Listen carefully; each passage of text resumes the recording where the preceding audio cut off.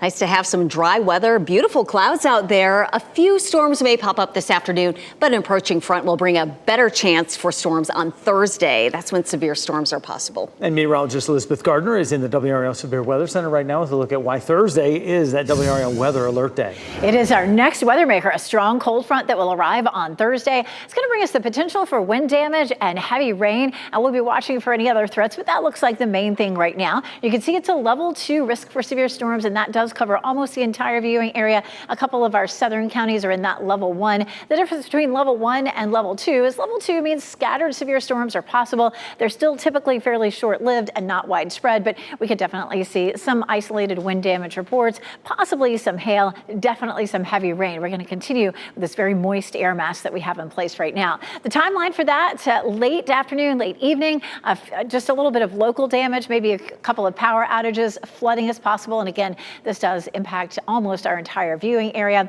For Thursday, it is a WRAL weather alert day, and we'll walk you through Futurecast and take a look at the timeline for those storms coming up. Also, heat is a big issue for us. Starting today, going forward, we're looking at the hottest temperatures so far this year, and I'll show you the heat index to go along with them.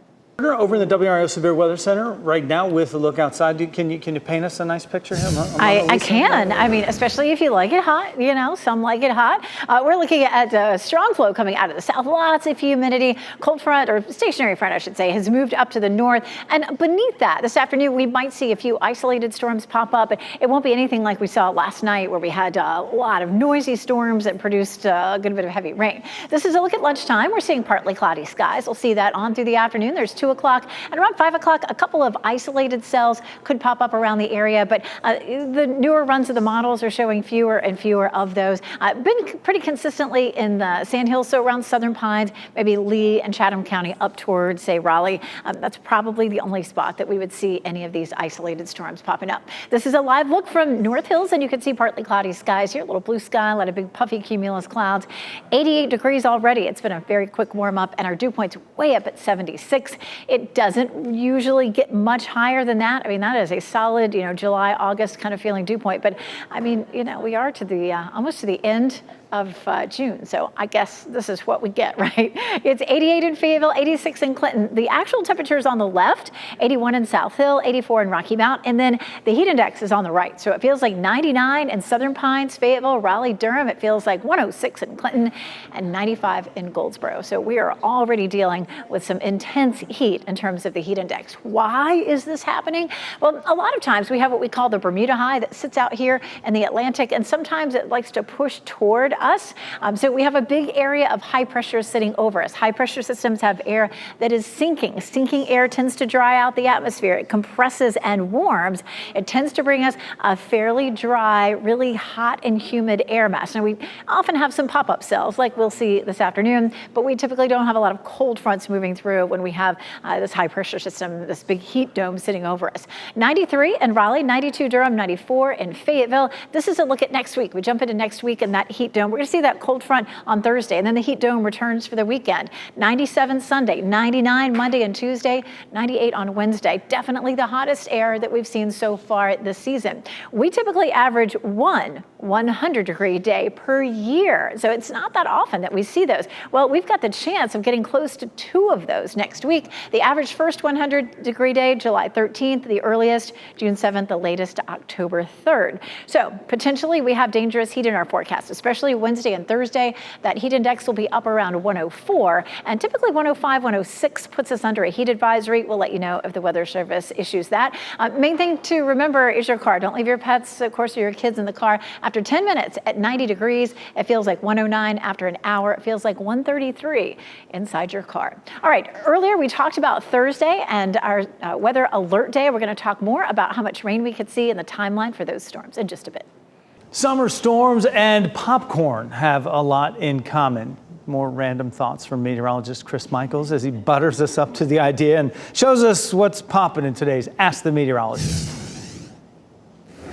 Yeah, it may seem random, but thunderstorms and popcorn kernels are basically the same thing, just on different scales. So if you were to look at a popcorn kernel, it's got water droplets inside of it that when you heat it up, that water vapor expands and it breaks through the shell, making your tasty treat.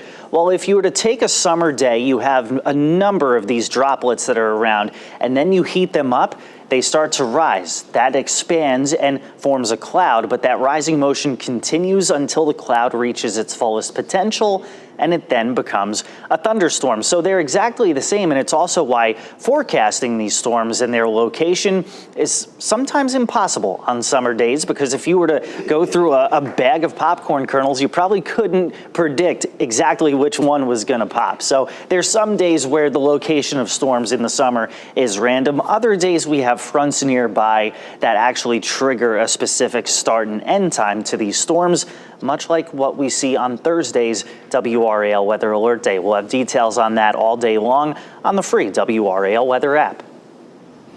I will never look at thunderstorms the same way again. So I kind of get it. Yeah? But I know Elizabeth Gardner is salivating right now. It's one of her favorite treats, popcorn. I want a big heap of butter on my pop-up thunderstorms. And today's going to be the popcorn type, and then Thursday is going to be the kind that's a little easier to time out with the front coming through. So let's talk about that. So far, we don't have anything popping up, but what's going to happen is we're warming up this very juicy air mass. Lots and lots of moisture in the air. We've seen a lot of sunshine out there.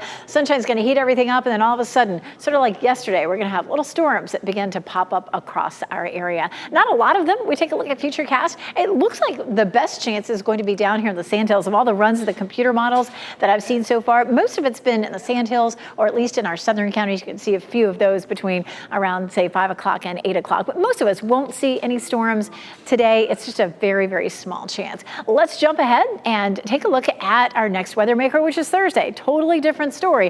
When we see a front like this, it's fairly uniform. We see a line of storms coming through. That's a little bit easier to time out than just guessing where individual little cells might pop up. So Thursday is a WRAL Weather Alert Day. We have the strong front, which could bring some isolated wind damage and certainly some heavy rain. We have so much moisture in the atmosphere. Any storms that get kicked off in the next several days are going to be producing some heavy rain. Thursday at 1 o'clock, we're pretty quiet, but we add a little bit of heating to all that moisture, and we see that front coming through. And then here comes more of a line, much easier to predict. At 4 o'clock, that line is in our northern counties. As we push forward to around 6:30, we're seeing it around Durham, Rocky Mount up toward Roxborough. That front keeps sinking southward. 6:30, it comes through St. Raleigh towards Southern Pines and Goldsboro.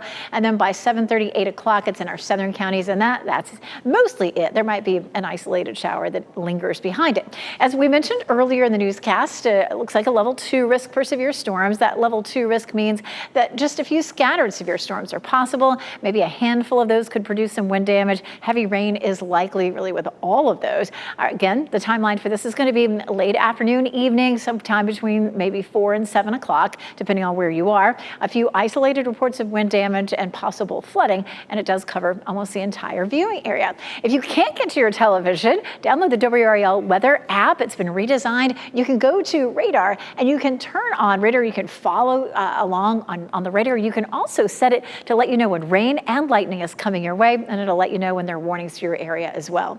This afternoon, it's hot and sticky across our area. Again, not a lot of thunderstorms likely to pop up across our region. We're looking at fairly major heat risk on Wednesday, Thursday, Saturday, and then beyond into the weekend.